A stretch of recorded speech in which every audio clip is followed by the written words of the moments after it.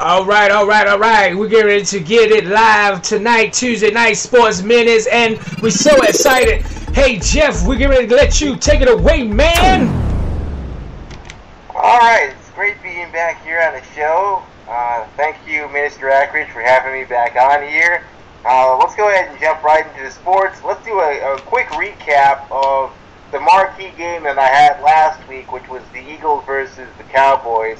And man, that game was as good as advertised. I gotta tell you, it's almost like you can see the headlines coming up to the Cowboys have lost that game. You can see them saying, Tony Romo can't win again, Dallas fades, and you can see the headlines. But man, what a great job by the Cowboys of not completely losing their composure. Granted, the Eagles came back and took the lead, but you know what? The Cowboys stuck with it. They won a huge game on the road. And now they lead their division with a 10-4 record, and they're seriously looking like one of the teams to beat right now in the NFC. Pretty impressive on their part. Let's go ahead and take a look at the scores from the weekend. The Cardinals played the Rams, and the Cardinals won on Thursday night. Very impressive win on their part. The Steelers beat the Falcons 27-20.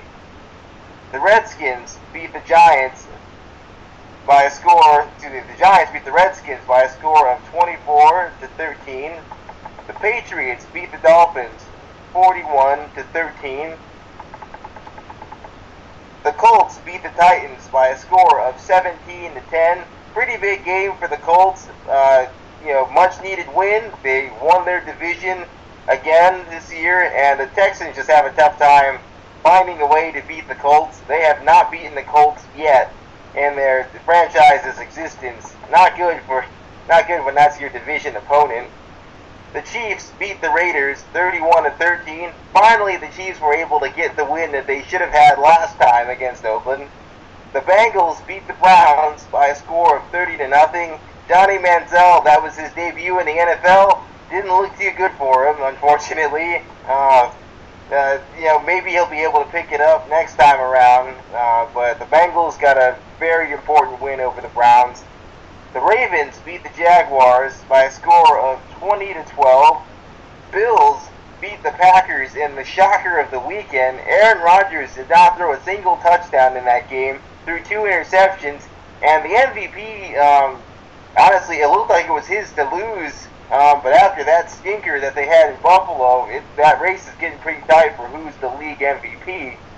Panthers found a way to hold on against the Buccaneers. Derek Anderson, he's what you want in a backup quarterback. He gives you an opportunity to win games, and the Panthers were able to hold on against the Buccaneers, who always tend to give the Panthers a little bit of a fight whenever they play them, but big win on their part. The Jets beat the Titans 16-11. The Broncos beat the Chargers 22-10. That was a pretty big win for the Broncos. They stay tied with New England for the number 1 overall seed in the AFC. But of course, the Patriots own the tiebreaker, so it's a pretty big win for them, the Broncos. The Lions beat the Vikings 16-14, and they are the leader in their division, the NFC North, by divisional record against the Packers. So that loss that the Packers had, that was pretty significant for them. They really needed to win that game. The Seahawks beat the 49ers by a score of 17-7. The 49ers are officially eliminated from playoff contention, and there's no telling what's going to happen to Jim Harbaugh as we move forward. A lot of people don't think he's going to be in San Francisco next year, and if that's the case, then that's very unfortunate for him, because I think he's been a good coach there. The Cowboys beat the Eagles by a score of 38-27, and the Saints beat the Bears on Monday Night Football by a score of 31-15. So let's go ahead and look at my marquee game for this upcoming week. I didn't go with the Seahawks versus Cardinals or the Broncos versus the Bengals. The game I went with is the Colts versus the Cowboys. I'm picking the Cowboys back-to-back weeks. This for me is the must-watch game of the week. You got Dallas. They've already proven that they're for real, but this is a big game they've got. They've had trouble winning games at home this year, so for them, it's a situation where they really need to be able to pull this one off. So it's going to be a big win, very very big win if they're able to pull it off. My keys for Dallas, they need to continue to get Jason Witten the football. They've got to, if they're able to do that, I think it's really going to open things up for them. With an active Jason Witten, we were really able to see what the Cowboys are able to do offensively. He really forced the Eagles to play man coverage, and that was bad news for them because playing man coverage really helped Des Bryant to get open because they couldn't put the safety over the top. They weren't able to put that guy up there because they had to account for Jason Witten some way. So that was pretty impressive that they were able to get Witten the football, and they really had the Eagles on their heels. My keys for the Colts, they've got to establish some sort of running game. They simply can't rely solely on Andrew Luck's arm to win games. Their defense, honestly, the Colts defense played much better than it was at the beginning of the season. But we're finally starting to see that team come down to earth. Indy has to win the time of possession battle, especially as we get closer to the playoffs. And the best way to do that is to rush the football effectively. My prediction for this game, if there's one thing the Cowboys haven't done, as I said, it's win at home. But after watching them pull off that win at Philadelphia, I believe they're going to be able to get the job done. It's going to be a high-scoring game, but I see the Cowboys winning this one by a final score of 35-34. So, as Nina would say, go Cowboys. That's it. You hear the noise, you hear the crowd. Yes, I'm telling you, I love it. Go Cowboys. We're doing a fine job. I'm glad, like you said in the beginning, that they did catch their composure. Man, they had a big lead, and I was like, man, if we're going to go to halftime 30-something points to 0 at the half, man, I was actually looking for that.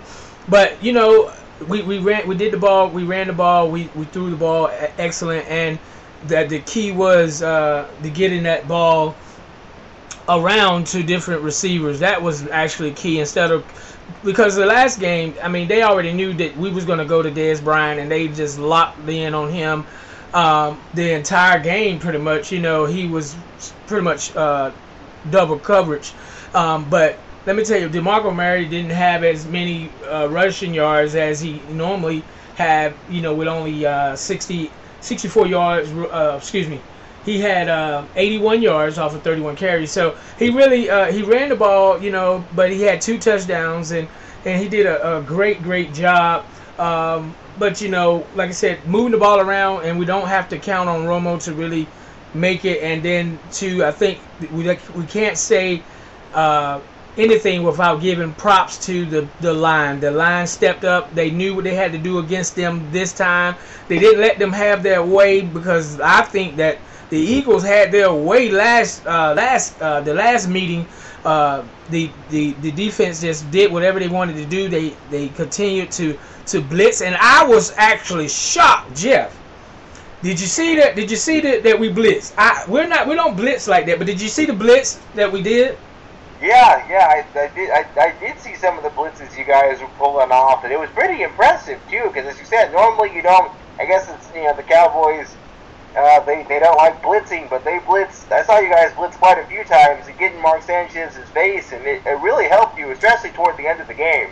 That's right, and you know, and that's what I tried to. I mean, you know, I was looking at the game last time, and I was like, you know what? If we're not going to get to Sanchez, then there's no possible way that we're going to do anything to that offense. Because if we're not going to at least make him feel uncomfortable, at least, you know, get him nervous about pressure, then he's gonna have a field day, and he's gonna get in a rhythm that once like Michael Jordan. When Michael Jordan was in that zone, it was like, I don't care where he shot the ball, at half court to you know, wherever.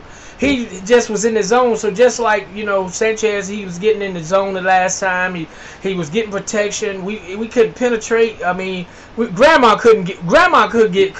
I mean, I just don't know. But now I did see a great turnaround, and like you said, we're going home, and we have not had a good record at home, and I'm looking forward to us winning this game. I think we're going to win this. I feel like we're going to win this game, Jeff. I just think that we just got to continue to move the ball around, and Jason Witten, he was the key factor, because they actually shut him down. Eagles shut him down last time, and we didn't even hardly look to him last game. And so that's why, like you were saying, they had the double coverage on Dez Bryant, because, you know, they can afford to when you're not throwing to your best tight end. I mean, actually one of the best in the league, you know? Yes, exactly. And, you know, it's, you know, you're absolutely right. You know, I felt like they really had to dominate the middle of the field, and I really felt that they did that, especially with, you know, with Witten, and even with Terrence Williams at times. Williams had a very effective game as well, but, you know, from the very beginning, you saw Romo throwing the ball to Witten, and, you know, they couldn't afford to try and overcompensate with Dez Bryant, because you don't want Witten catching the ball for 15, 20 yards at a time, because he's going to kill you, especially in the red zone. That's right, and he was eating them up. I mean, I was just looking. I was like, yes, and that changes that defense that they want to be aggressive. Then they can't be aggressive, because now when Witten is out, maybe he's gonna get himself free. He does an excellent job running down and getting free, whether it's the initial route or he changing the route when Romo scrambles and get out the pocket. He just makes his